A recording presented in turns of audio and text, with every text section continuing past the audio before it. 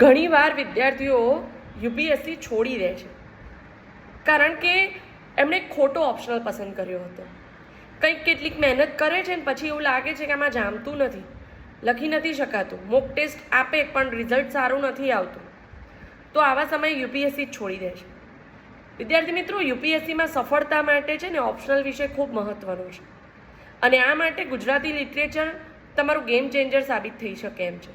શું તમે seriously optional વિષય તરીકે ગુજરાતી સાહિત્યને પસંદ કરવા માંગો છો?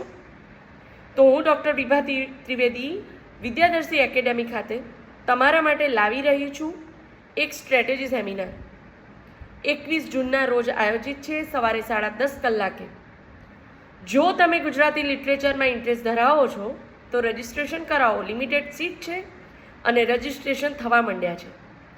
અને આ અંગેની વિગતવાર માહિતી નીચે ડિસ્ક્રિપ્શનમાં છે, એ જોઈ લેવી.